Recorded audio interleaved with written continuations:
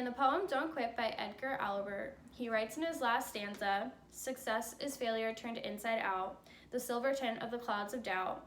And you can never tell how close you are. It may be near when it seems so far. So stick to the fight when you're hardest hit. It's when things seem worse, you must not quit." Which encapsulates Susan B. Anthony and her perseverance to women's rights and equality. And as we gather here today to not only mourn, but to celebrate such a prominent woman in history who embodied strength, she would also want to remind everyone that even though it feels impossible to keep fighting, you can't quit, because with every hard hit you take, you're one step closer to achieving what you want.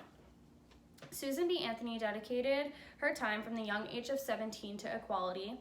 She founded the New York Women's State Temperance Society, the Women's Loyal National League, which collected 400,000 signatures for the abolition of slavery, published a women's rights newspaper, Revolution, founded Women's National Suffrage Association, spoke publicly anywhere from 75 to 100 speeches on women's rights, and created the International Women's Council.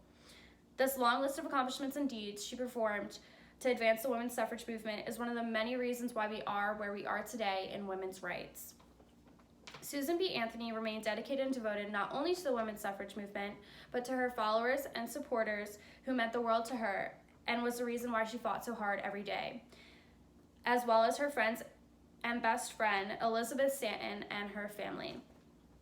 The organizations she contributed most of her time to meant so much to her, and even more that they believed in her to advance the movement. These organizations were building blocks that really were blocks that she stood on and trusted to help advance the women's suffrage movement. Susan B. Anthony once said, "Oh, if I could live another century and see the fruition of all the work for women, there is so much yet to be done."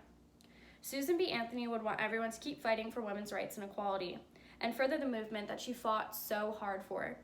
Everyone should continue to fight for things such as equal pay. We should miss her, grieve for her, yes, but we should emulate her strength and keep fighting.